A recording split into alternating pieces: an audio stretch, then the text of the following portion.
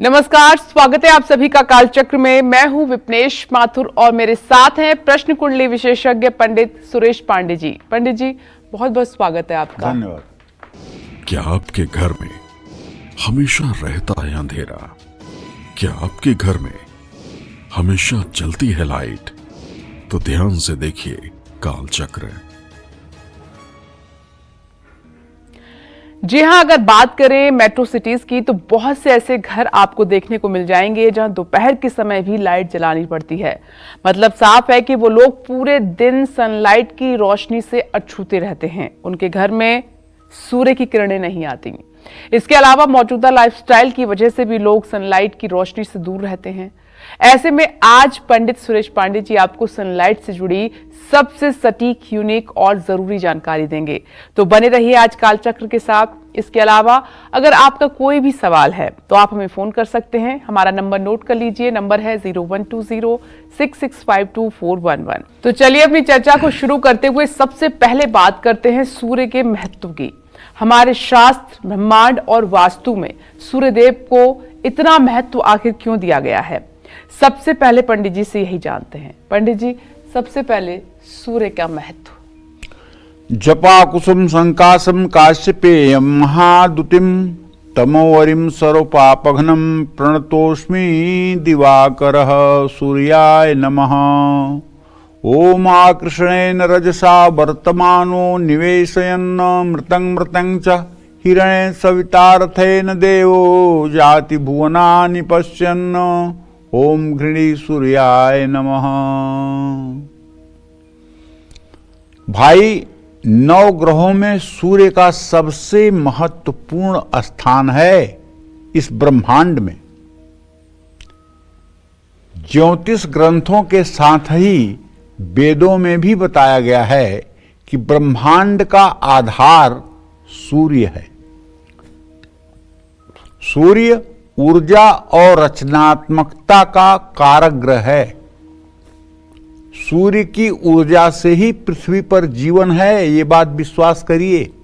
सूर्य के ऊर्जा के बिना जीवन की कल्पना करना भी आधारहीन है। जो 5 महत्तत्व हैं, उन 5 तत्वों में से एक सूर्य का वास्तुशास्त्र में बहुत महत्व है। सूर्य देव को अग्नि का स्वरूप भी माना गया है।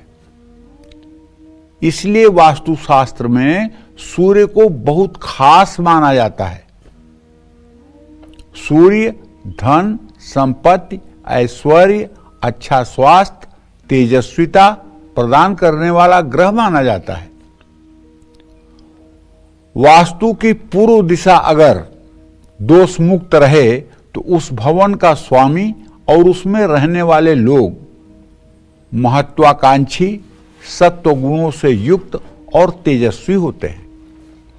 घर में सूर्य का प्रकाश आने से न सिर्फ सेहत बल्कि वास्तु दोष और ग्रह दोषों को दूर करने में भी मदद मिलती है। सूर्य की रोशनी घर में आने से सकारात्मक ऊर्जा बढ़ती है।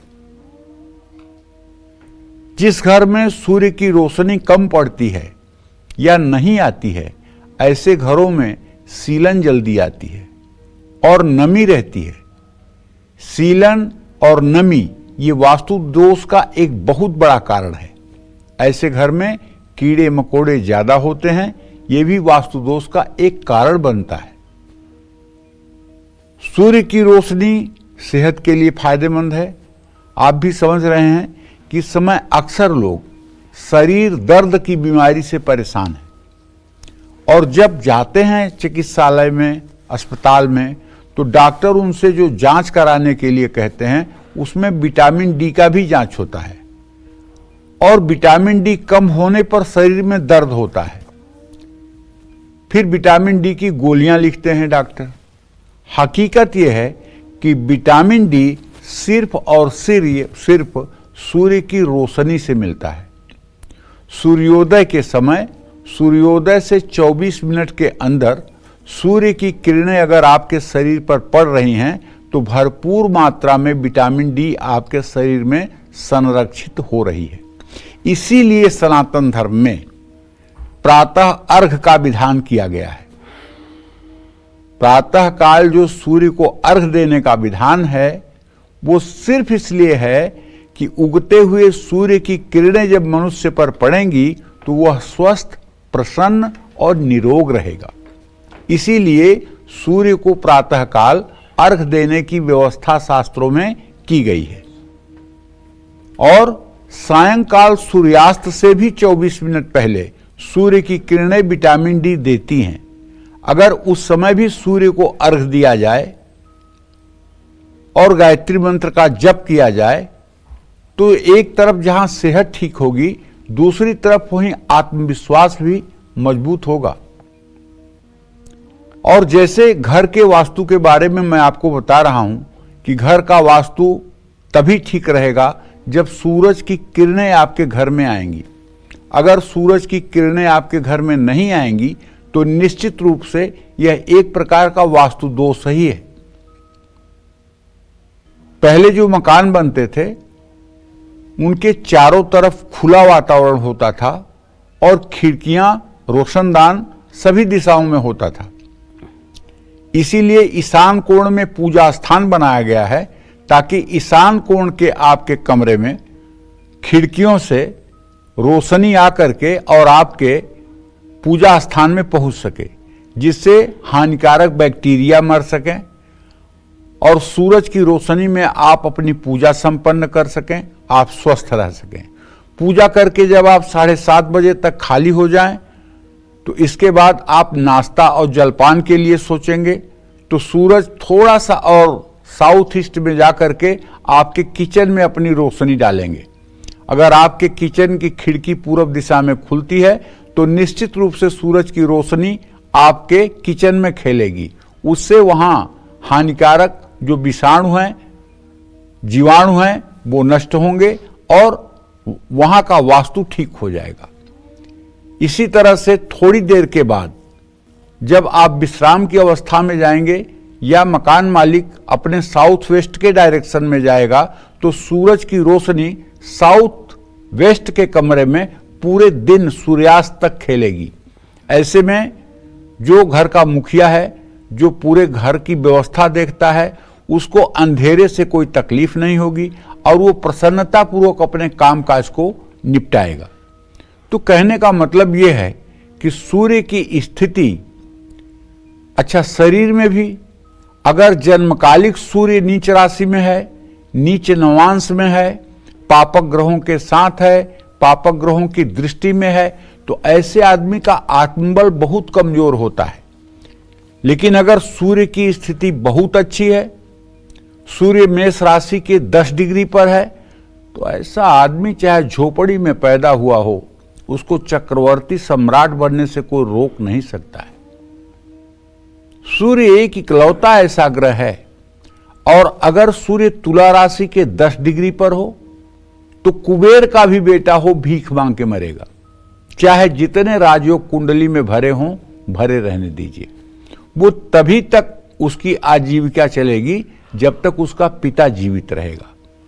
पिता के मृत्यु के बाद ही उसके ऊपर दुखों के बादल फाट पड़ेंगे।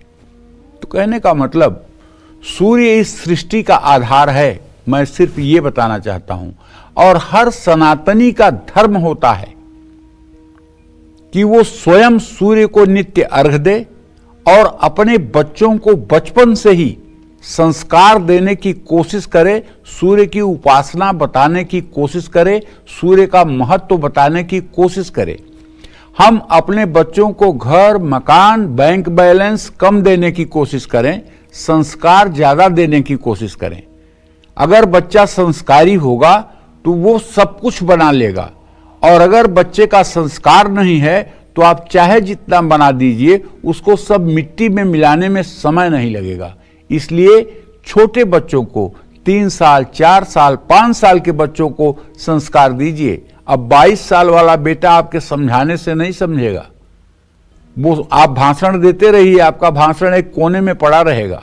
लेकिन अगर 4 साल, 5 साल, 3 साल की उम्र में बच्चों को आप संस्कार देना शुरू करें तो ये ब्रह्म बीज उसके अंदर जो आप बो रहे हैं, ये निश्चित रूप से एक दिन पुष्पवित पल्लवित होगा और बच्चा संस्कारी होगा। जय मां विंध्यवासिनी।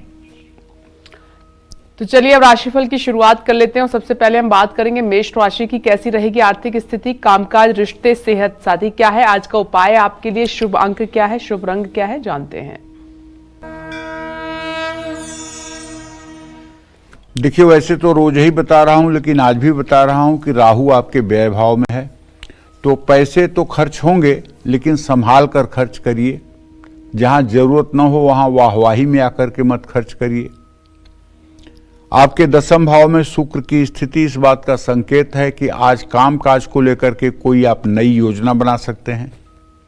और चलिए, चंद्रमा आपके सप्तम भाव में है, तो आपका वैवाहिक जीवन खुशहाल रहेगा। बाहर के खान पान से आज आपको बचना चाहिए, और अगर कोई लेन देन कर रहे हैं तो उसमें भी सावधानी बरतनी चाहिए। हनुमान मंदिर में गुड़ चने का प्रसाद चढ़ाना चाहिए। शुभ अंक आपके लिए 7 है, शुभ रंग आपके लिए मैरून है। जय मां विंध्यवासिनी। अब हम आगे बढ़ते हैं, वृषभ राशि की बात कर लेते हैं। कैसी रहेगी आर्थिक स्थिति आपकी, कामकाज, रिश्ते, सेहत, साथी क्या है आज का उपाय आपके लिए, शुभ अंक क्या है, शुभ रंग क्या है, जान लेते हैं। देखिए, वृषभ राशि के जातकों को बताना चाहूंगा कि यद्यपि आपका राशि स्वामी भाग्य स्थान में है, इसमें कोई डाउट नहीं है, और आपके धन भाव का स्वामी बुध आपकी राशि को पूर्ण दृष्टि से देख रहा है। इसका एक अभिप्राय ये होता है कि आज आपका भाग्य साथ देगा, और अगर आप कहीं इन्वेस्टमेंट करना चाहते हैं, निवेश करना चाहते हैं, चाहे वो प्रॉपर्टी में, चाहे शेयर में, चाहे कमोडिटी में, आपका निर्णय सही रहेगा। आज कोई महत्वपूर्ण फैसला अगर आप लेना चाहते हैं तो ले सकते हैं, लेकिन ज्यादा गुस्सा रिश्ते को बिगाड़ सकता है। आज आपका स्वास्थ्य अच्छा रहेगा। जल्दबाजी में कोई फैसला न लें। पीपल में जल चढ़ाएं। शुभ अंक आपके लिए 9 है, शुभ रंग आपके लिए सफेद है। जय मां विंध्यवासिनी। जिन घरों में सूर्य की रोशनी आती है उनकी लाइफ और हेल्थ कैसी रहती है, साथ ही जिन घरों में सूर्य की रोशनी नहीं आती है वो लोग अपने जीवन में किन मुश्किलों का सामना करते हैं, आइए पंडित जी से जान लेते हैं। पंडित जी, दोनों बताइए।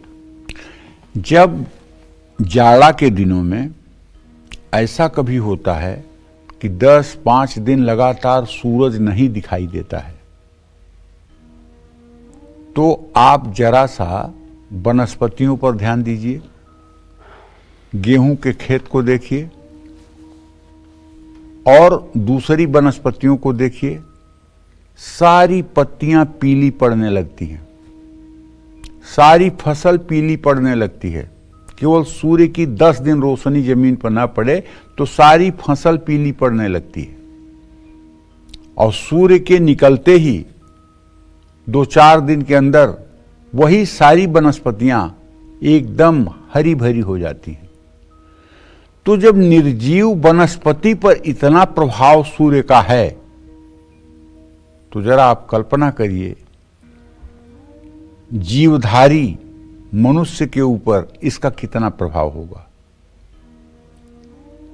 हर दिन जिस घर में भरपूर मात्रा में सूर्य की रोशनी आती है, उस घर में अगर कोई बड़ा या गंभीर वास्तु दोष ना हो तो वहां रहने वाले लोग हमेशा स्वस्थ ही रहेंगे। सूरज की रोशनी तन और मन को हमेशा स्वस्थ रखने में मदद करती है। जिस घर में सूरज की रोशनी नहीं पहुंचती है, वहां रहने वाले बार बार और प्रायः बीमार पड़ते हैं। जिन घरों में रसोई और बाथरूम में भी सूरज की रोशनी आती है, वहां रहने वालों के जीवन में सकारात्मक ऊर्जा बढ़ती है। रसोई और बाथरूम में सूर्य की रोशनी आने से घर में पैसों की कभी कमी नहीं होती है। सूर्य की रोशनी से ना सिर्फ वास्तु दोष बल्कि ग्रह दोष भी दूर होते हैं। सूर्य की रोशनी घर में आने से आत्मविश्वास बढ़ता है। वहां रहने वाले लोग ऊर्जावान महसूस करते हैं। घर में कृत्रिम रोशनी यानी बल्ब या ट्यूबलाइट पूरे दिन जले रहने से शरीर पर नकारात्मक प्रभाव पड़ता है। अपने बेडरूम में हमेशा धीमी रोशनी रखें, इससे नींद अच्छी आएगी और बुरे विचार कम आएंगे। जय मां विंध्यवासिनी। मिथुन राशि की हम बात करें, लेकिन उससे पहले कालचक्र दर्शक ज्योत्सना जी हमारे साथ मौजूद हैं। स्वागत है आपका। अपना प्रश्न पंडित जी से कीजिए। प्रणाम पंडित जी। हाँ, सदा सुखी रहिए। मेरे 2 प्रश्न है पंडित जी। मेरे बेटा का नाम शिवम है, उसका जन्म है 30/11/2007, 5:05 में शाम को हुआ था। उसका भविष्य तो बताइए, और वो नीट का एग्जाम देगा अभी। और एक प्रश्न और एक पुत्र है, उसका नाम गुन्नू है, वो 11/11/12 में हुआ था, 3:35 में। उसका भविष्य बता दीजिए। बड़े वाले बेटे का भविष्य आपके बहुत अच्छा है, इसमें कोई संदेह नहीं है। ये बच्चा अपनी जिम्मेदारियों को, अपने उत्तरदायित्व को ठीक ढंग से निर्वाह करेगा और एक सफल इंसान की भांति अपना जीवन जिएगा। अगर आप इससे कुछ करा सकती हैं तो इससे आपको आग्रह करना चाहिए कि ये नित्य नहाने के बाद 2 मिनट का समय लगेगा, हनुमान चालीसा का पाठ करें। अगर ये नित्य हनुमान चालीसा का पाठ करेगा तो अपने लक्ष्य के प्रति जागरूक रहेगा और इसे सफलता मिलेगी। ज्योत्सना जी, आपने जो अपने दूसरे बेटे के बारे में प्रश्न पूछा है, तो मैं बताना चाहूँगा कि सूर्य और शनि दोनों ग्रहों का तृतीय एकादश इत्थसाल है। छोटे बेटे का भी आपके भविष्य अच्छा है, लेकिन उसे तकनीकी क्षेत्र में भेजिएगा। अगर उसे इंजीनियरिंग के क्षेत्र में आप भेजेंगी तो निश्चित रूप से उसका भविष्य अच्छा होगा। किसी दूसरे क्षेत्र में उसे ज़्यादा मेहनत करनी पड़ेगी और सफलता मिलने में भी देर हो सकती है। अभी तो 12 साल का है, अभी कुछ बहुत नहीं कहा जा सकता है, लेकिन इतना जरूर मैं कहना चाहूँगा कि अगर ये तकनीकी क्षेत्र में जाएगा तो अच्छा करेगा और भविष्य अच्छा रहेगा। जय मां विंध्यवासिनी। हमारी नेक्स्ट कॉलर हिमाचल प्रदेश से रजनी जी हैं। स्वागत है आपका। अपना प्रश्न पंडित जी से कीजिए। प्रणाम पंडित जी। हाँ, सदा सुखी रहिए। पंडित जी, मुझे अपने बेटे के बारे में जानना है। मेरे बेटे की जन्म तारीख है 7/10/1996 जी। और हमारे घर में कुछ अच्छा नहीं चल रहा है। मेरी डेट ऑफ बर्थ है 5/11/1976। देखिए, आपके बेटे के बारे में बताना चाहूंगा कि आपके पुत्र भाव का स्वामी शनि है और उससे सप्तम भाव का स्वामी शुक्र है। दोनों द्वितीय द्वादश की स्थिति में है और पुत्र भाव से द्वितीय भाव में राहु है। पहली बात तो आपके घर में लक्ष्मी की कृपा नहीं है और लक्ष्मी की कृपा न होने के कारण घर में अभाव सा महसूस हो रहा है। मैं आपसे ये कहना चाहूँगा कि आप 7 तरह के अनाज 1-1 किलो और एक कंबल ये व्यवस्था करके शनिवार को किसी जरूरतमंद को दान कर दीजिए। और दूसरी बात कहना चाहूँगा कि रोज शाम को एक तिल के तेल का दिया या देसी घी का दिया जला करके अपने पूजा स्थान में रख करके और कम से कम 10 मिनट 15 मिनट बैठ करके आपको अपने घर में राम रक्षा स्तोत्र का सुबह शाम पाठ करना चाहिए। अगर ये पाठ बोल बोल कर किया जाएगा तो घर की निगेटिविटी समाप्त होगी और आपके घर का जो भी वास्तु दोष खराब है और जो घर में आवक की कमी है वो ठीक होगी। आपने अपने बारे में जो प्रश्न पूछा है तो उसके बारे में तो मैं आपसे यही कहना चाहूँगा कि देखिए, आपके व्यक्तित्व में तो कोई बुराई नहीं है, लेकिन भाग्येश चूंकि आपका अपने भाव से सदाष्टक योग बना रहा है तो भाग्य बहुत अच्छा आपका साथ नहीं दे रहा है। जीवन संघर्षों में चल रहा है। इन संघर्षों से बचने के लिए अगर आप बुधवार के दिन गाय को मूंग भिगो करके खिलाना शुरू कर दें तो 17 बुधवार के बाद आपको राहत महसूस होगी। जय मां विंध्यवासिनी। चलिए आगे बढ़ते हैं, मिथुन राशि की बात कर लेते हैं कि आज का दिन आपका कैसा रहेगा, जानते हैं।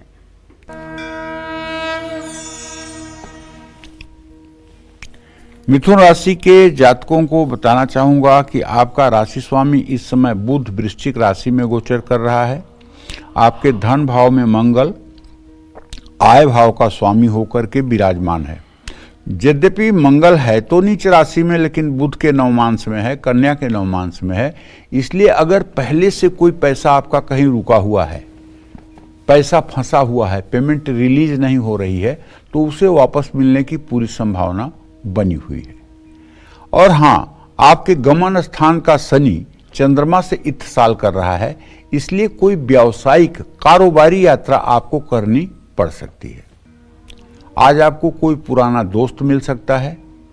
अगर आप डायबिटीज के पेशेंट हैं तो आपको अपने जीवन से लापरवाही बिल्कुल नहीं करनी चाहिए। अगर आप वाहन चला रहे हैं तो ध्यान से चलाएं। माँ लक्ष्मी का जो भी मंत्र आपको प्रिय लगता है उसका जप आपको निरंतर करना चाहिए।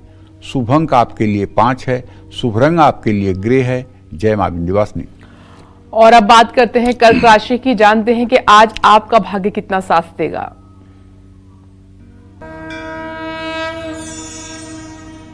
देखिए, आपके राशि में नीच का मंगल बैठा हुआ है और आपके व्यय भाव का स्वामी बुध पंचम भाव में बैठा हुआ है। कहने का मतलब ये है, मैं इसलिए कह रहा हूं कि पंचमम नवमम चैव विशेषम धन मुच्यते। अगर व्यय भाव का स्वामी पंचम भाव में जाता है तो ऐसा आदमी मजबूर होकर के कर्ज लेता है। तो आज आपके सामने भी कुछ ऐसी परिस्थिति आ सकती है कि आपको उधार लेना पड़ सकता है। काम में बड़ी सफलता मिलेगी, सहकर्मियों का साथ मिलेगा, पारिवारिक मतभेद समाप्त होंगे। सिरदर्द आपको परेशान कर सकता है। पैसों से जुड़ा कोई बड़ा निवेश ना करें। गाय को रोटी खिलाएं। शुभ अंक आपके लिए 2 है, शुभ रंग आपके लिए पीला है। जय मां विंध्यवासिनी। और हमारी नेक्स्ट कॉलर मुरादाबाद से हैं किरण जी। स्वागत है आपका कालचक्र में। अपना प्रश्न पंडित जी से पूछिए। जी पंडित जी प्रणाम। हाँ, सदा सुखी रहो किरण।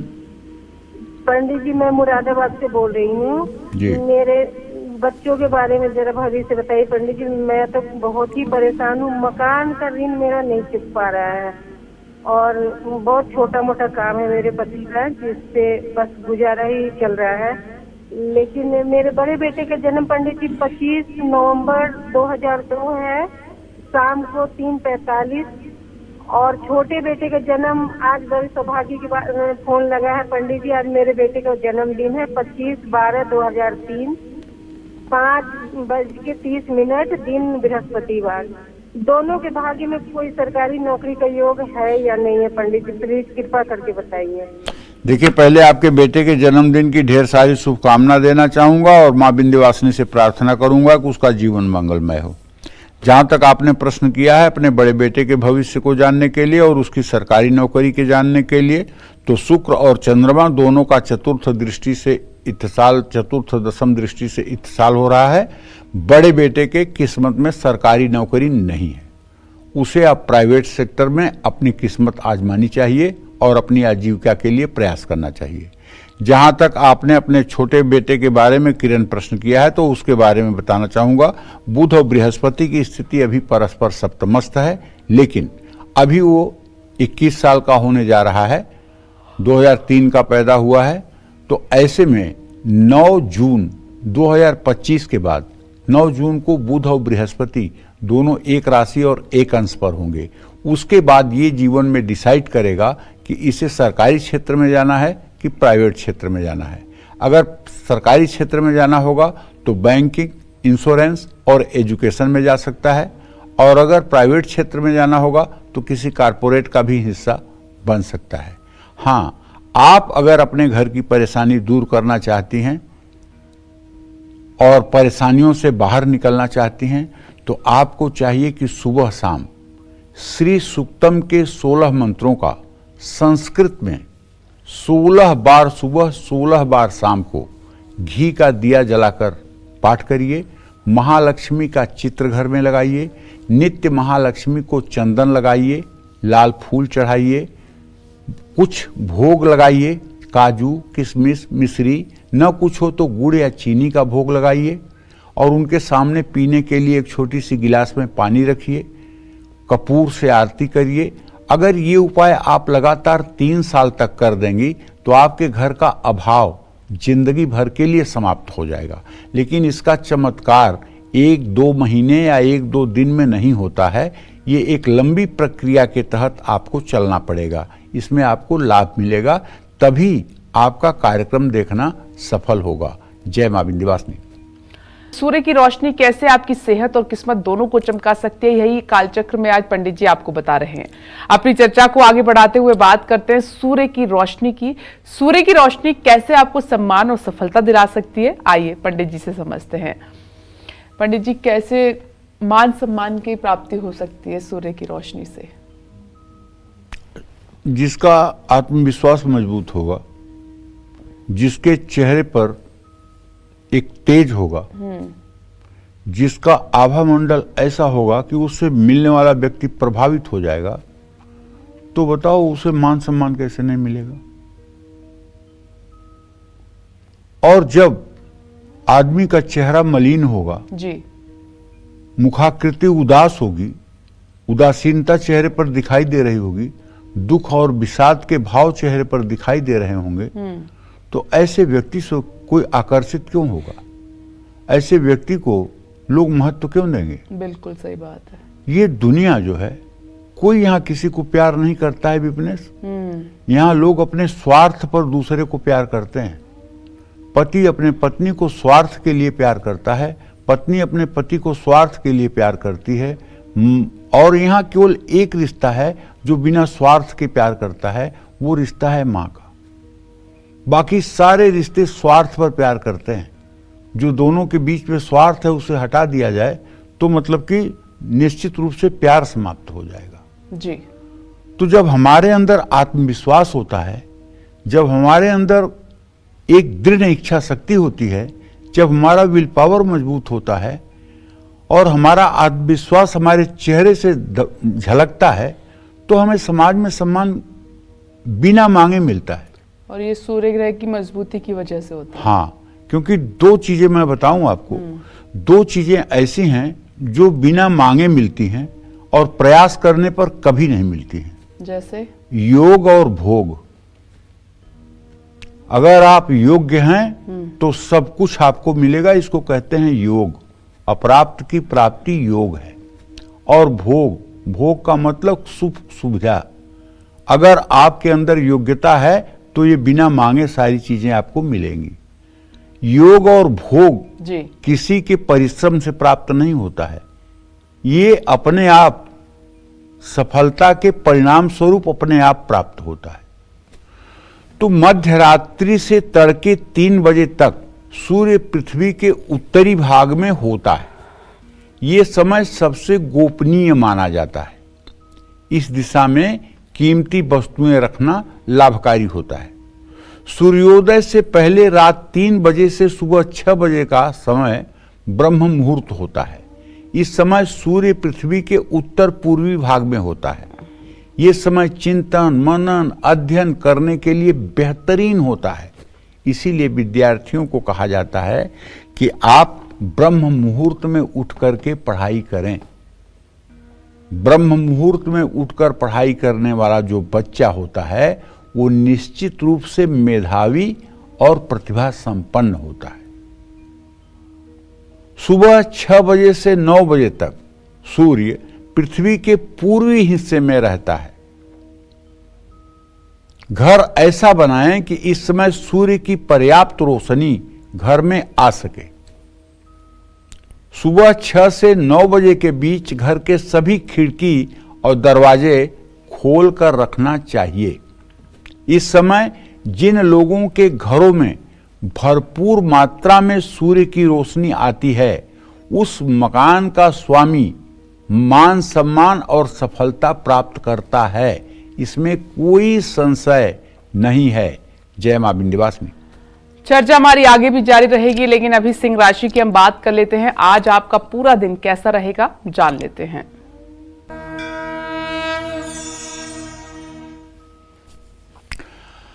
देखिए, ऐसा है, ठीक है, आपकी सिंह राशि है, सब कुछ तो मुझे ठीक दिखाई दे रहा है, लेकिन आपके 9वें भाव का स्वामी मंगल, गमन स्थान का स्वामी मंगल नीच राशि में आपके व्यय भाव में बैठा हुआ है।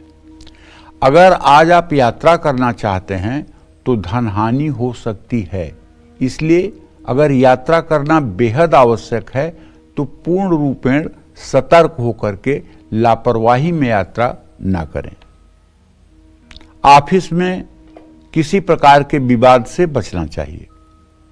परिवार में मान सम्मान बढ़ेगा, मानसिक तनाव बढ़ेगा। बैंकिंग से जुड़े काम संभल कर करें। जरूरतमंदों में अन्न दान करें। शुभ अंक आपके लिए 2 है, शुभ रंग आपके लिए नीला है। जय मां विंध्यवासिनी। आइए आगे बढ़ते हुए कन्या राशि की बात कर लेते हैं। कैसी रहेगी आर्थिक स्थिति, कामकाज, रिश्ते, सेहत साथी, क्या है आज का उपाय आपके लिए, शुभ अंक क्या है, शुभ रंग क्या है, जान लेते हैं।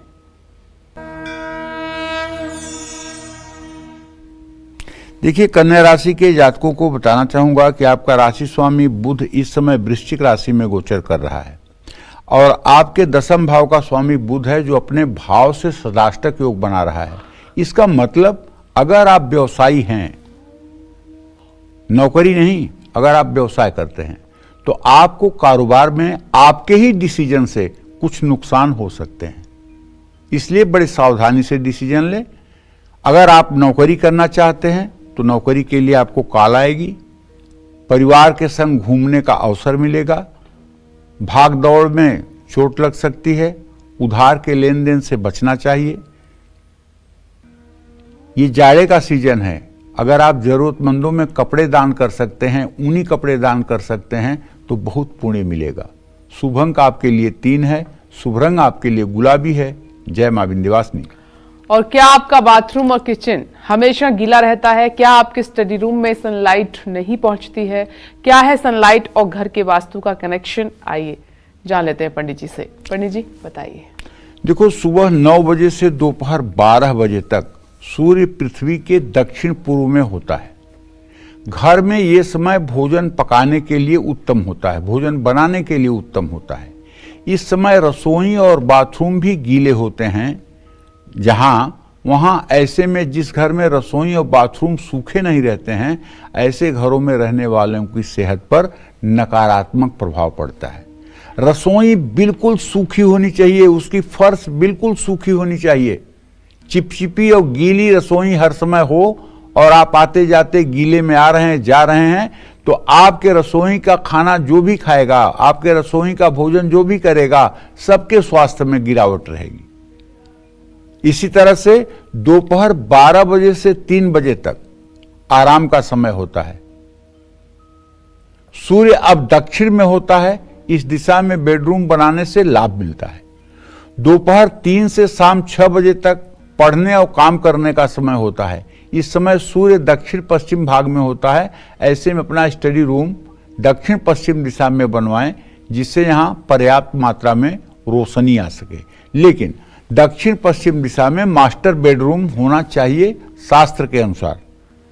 और बच्चों का स्टडी रूम जो है वो ईस्ट में या नॉर्थ ईस्ट में अगर बनाया जाए तो ये बहुत अच्छा होता है। ऐसी हमारी अनुभव की बात बता रहा हूं।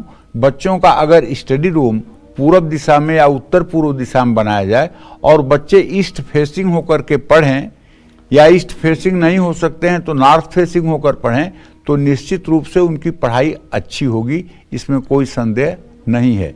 जय मां विंध्यवासिनी। अब हम तुला राशि की बात कर लेते हैं। आज आपका दिन कैसा रहेगा, पंडित जी से जान लेते हैं।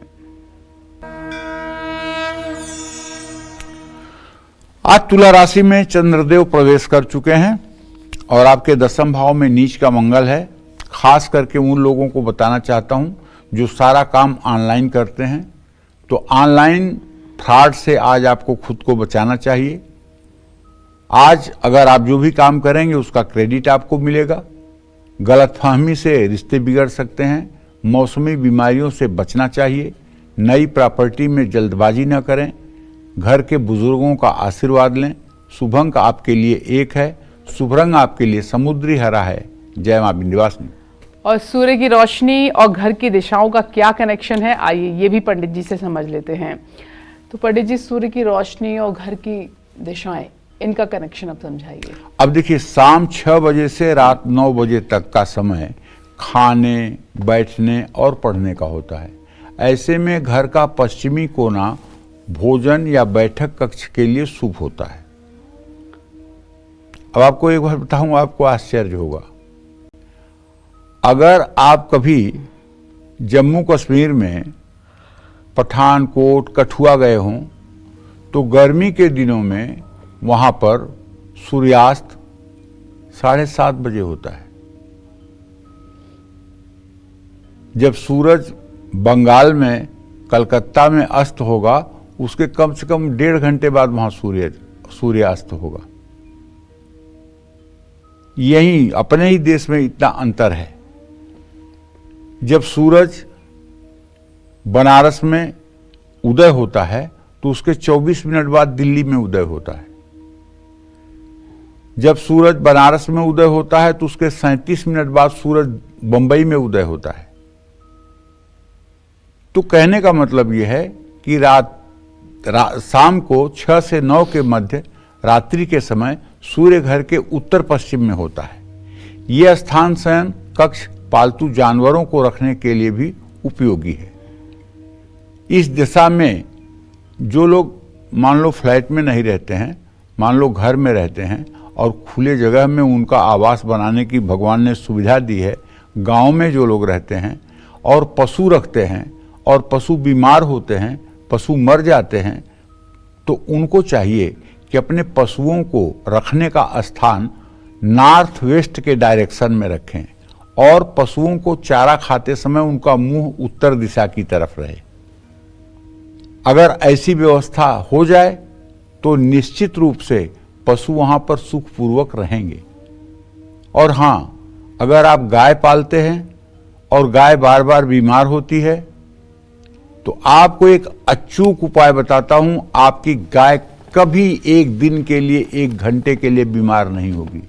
आप ये उपाय करिए, गाय का दूध जब भी निकालिए तो सबसे पहले उसमें से 100-200 ग्राम दूध निकाल करके अलग बर्तन में रख लीजिए और उसे जा करके नहा करके किसी शिवालय में शिवलिंग पर चढ़ा दीजिए। जिस गाय का दूध रोज शिवलिंग पर चढ़ेगा वो गाय समझ लीजिए अमर हो गई। उस गाय को कुछ होना ज्यादा नहीं है, भगवान शिव उसकी रक्षा करेंगे। ये आप उपाय करके देख लीजिए और इसका परिणाम क्या होगा। जो महिलाएं 16 वर्षों तक लगातार शिवलिंग पर दूध चढ़ा देती हैं, उन्हें कभी पुत्र शोक नहीं देखना पड़ता।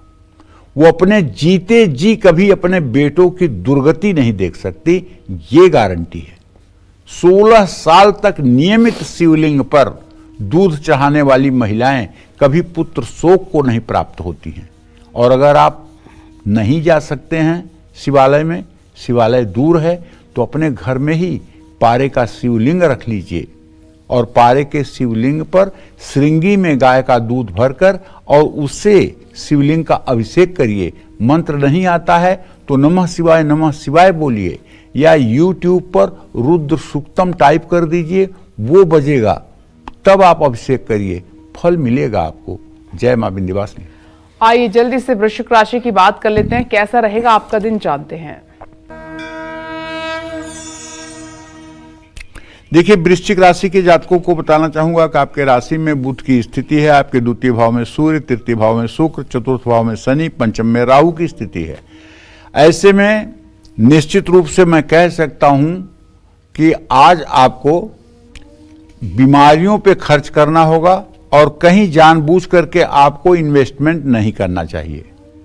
नौकरी में तरक्की होगी, पिता से अनबन हो सकती है, योग और प्राणायाम आपको करना चाहिए, बड़े बुजुर्गों का अपमान नहीं करना चाहिए, हनुमान चालीसा का पाठ करना चाहिए। शुभ अंक आपके लिए 9 है, शुभ रंग आपके लिए नारंगी है। जय मां विंध्यवासिनी। चलिए बात कर लेते हैं जल्दी से धनु राशि की, क्या कहता है धनु राशि का राशिफल, कैसा रहेगा आज का पूरा दिन जानते हैं।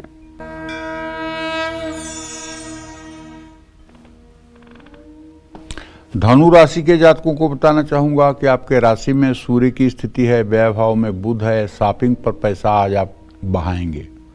आज नई योजनाओं पर आप काम कर सकते हैं, भाई बहन में तकरार हो सकती है, ज़्यादा काम काज से थकान रहेगी, नई योजना में निवेश से आपको बचना चाहिए। हो सके तो हनुमान चालीसा और बजरंग बाण का पाठ करिए। शुभ अंक आपके लिए 4 है, शुभ रंग आपके लिए आसमानी है। जय मां विंध्यवासिनी। और अब हम बात कर लेते हैं मकर राशि की। चलिए जल्दी से जान लेते हैं कि आज आपका भाग्य कितना मजबूत है। देखिए, मकर राशि पर बृहस्पति, मंगल और चंद्रमा तीनों ग्रहों की दृष्टि है, शुक्र की स्थिति है। इसलिए पैसों को लेकर अपने किसी खास आदमी से विवाद हो सकता है। और यदि आप नौकरी करते हैं तो आपके स्थानांतरण का योग बन रहा है। बच्चों से आपको गुड न्यूज मिलेगी। डाइजेशन से संबंधित, पाचन से संबंधित समस्या हो सकती है। आपकी जिद्द नुकसान करा सकती है। शिवलिंग पर जल चढ़ाएं। शुभ अंक आपके लिए 7, शुभ रंग आपके लिए गोल्डन। जय मां विंध्यवासिनी। और अब हम बात करेंगे कुंभ राशि की। जानते हैं कि आज आपका भाग्य कितना मजबूत है।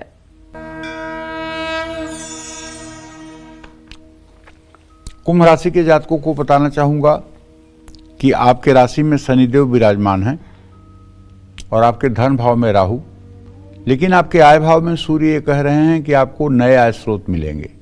ऑफिस ट्रिप पर आप जा सकते हैं। आज नए दोस्त बन सकते हैं। ब्लड प्रेशर के रोगी अपना ध्यान रखें। किसी पर बेवजह न चिल्लाएं। जरूरतमंद में दवाइयां दान करें। शुभ अंक आपके लिए 4 है, शुभ रंग आपके लिए जामुनी है। जय मां विंध्यवासिनी। और अब बात करेंगे मीन राशि की। जान लेते हैं कि आज आपका भाग्य कितना साथ दे रहा है आपका। देखिए, मीन राशि के जातकों को बताना चाहूंगा कि प्रॉपर्टी डीलर अगर आप हैं तो धन लाभ कमाएंगे। जल्दबाजी में आज आपको कहीं से नौकरी नहीं छोड़ना चाहिए। दूसरों के रिश्तों में खुद दखल नहीं देना चाहिए। सात्विक भोजन करना चाहिए। जल्दबाजी में पुरानी गाड़ी नहीं खरीदना चाहिए। चींटियों को आटा डालना चाहिए। शुभ अंक आपके लिए 2 है, शुभ रंग आपके लिए हरा है। जय मां विंध्यवासिनी। और अब बारी है आज की हमारी ईमेल कुंडली विजेता की। और आज की हमारी ईमेल कुंडली विजेता है कोटा राजस्थान की रहने वाली किरण चौधरी। और इन्होंने ईमेल के जरिए अपने भविष्य के बारे में जानना चाहा है। पंडित जी, इनकी डिटेल आपके पास है। इनके सवाल 2 हैं। एक तो इनकी शादी नहीं हो पा रही है, क्या ये मांगलिक हैं? दूसरा, 25 में इनकी नौकरी कैसी रहेगी? देखो, ऐसा है कि इनकी कुंडली कर्क लग्न की है और इनकी जो राशि है वो मिथुन राशि है। इनके विवाह भाव का स्वामी शनि मंगल के साथ 7वें भाव में बैठा हुआ है, जो विवाह के लिए बहुत अनिष्टकारी होता है। और ये पूर्ण रूपेण मंगली हैं, बहुत तगड़ी वाली मंगली है। इसलिए इनके विवाह का संयोग नहीं बन रहा है। और इनके विवाह का संयोग अप्रैल 2026 के बाद ही बनेगा। अभी विवाह का कोई संयोग बनता हुआ नहीं दिखाई दे रहा है।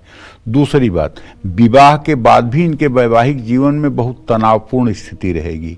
ये तनावपूर्ण स्थिति ना रहे, इसके लिए इन्हें शनि की शांति करानी चाहिए। शनि के मंत्रों का 1,02,000 मंत्र जप कराना चाहिए, या ओम संग शनश्चराय नमः इस मंत्र का 10 माला जप इन्हें 102 दिन स्वयं शाम के समय दिया जला करके करना चाहिए। अभी इनका समय ठीक नहीं चल रहा है। 3 फरवरी 2026 तक इनका समय बहुत ही विपरीत है। न नौकरी के लिए अच्छा है, न फैमिली लाइफ के लिए अच्छा है। इस समय में इन्हें चाहिए कि 1 कटोरा भात, 2 चम्मच दही, 2 चम्मच घी और 1 पाव गुड़, ये चारों चीज मिला करके 7 शनिवार किसी भैंस को खिलाएं। निश्चित रूप से इससे लाभ मिलेगा। जय मां विंध्यवासिनी। तो किरण, आप बिल्कुल भी परेशान ना हो, क्योंकि हम तब तक परेशान रहते हैं जब तक हमें अपनी परेशानी का उपाय नहीं पता होता है। आज पंडित जी ने जो आपकी परेशानी है उसका उपाय बताया है, आप वो करें। आपके जीवन में सब कुछ अच्छा हो जाएगा। आपकी नौकरी भी अच्छी रहेगी और आपकी शादी भी अच्छी रहेगी। अगर आपके घर में भी सूर्य की रोशनी नहीं आती है और आपको इसके नेगेटिव इफेक्ट झेलने पड़ रहे हैं, तो आपको तांबे से जुड़े कौन से उपाय जरूर करने चाहिए, आइए पंडित जी से जान लेते हैं। पंडित जी बताएं।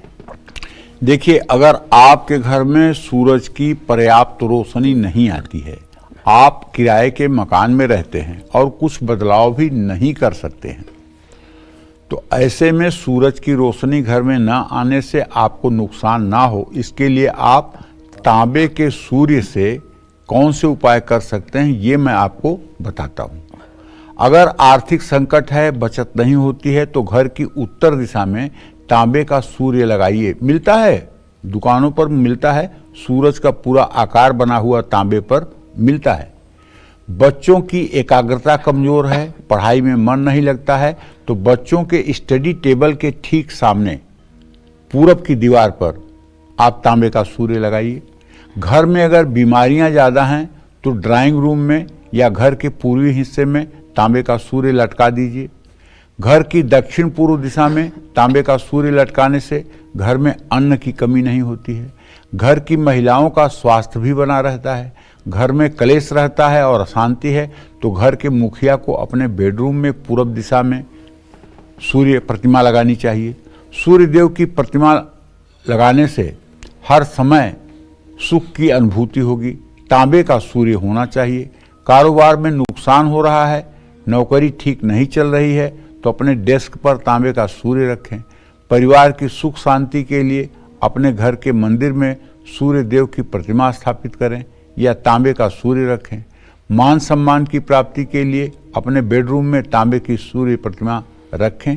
और यदि आप व्यवसायी हैं और अपने ऑफिस में आपका काम अच्छा नहीं चल रहा है तो अपने ठीक पीछे बैठने वाले चेयर के ठीक पीछे 7 घोड़े दौड़ते हुए और उसमें पीछे निकलता हुआ सूर्य हो, ऐसे 7 घोड़ों का चित्र आप अपने चेयर के पीछे लगा लें। निश्चित रूप से आपके कार्य में तेजी आ जाएगी। जय मां विंध्यवासिनी। तो पंडित जी ने आज सूर्य की रोशनी और आपकी किस्मत का क्या कनेक्शन है वो समझाया, सूर्य का महत्व समझाया कि सूर्य हमारे जीवन में कितने महत्वपूर्ण हैं। पंडित जी, इसके लिए आपका बहुत बहुत धन्यवाद। और इसी के साथ उम्मीद करते हैं कि आज का हमारा विषय आपको बहुत पसंद आया होगा। कल फिर एक नए विषय और आपकी परेशानियों को दूर करने के लिए ढेरों उपाय लेकर आएंगे हम पंडित सुरेश पांडे जी के साथ। तब तक के लिए काल चक्र की पूरी टीम को दीजिए इजाजत। नमस्कार।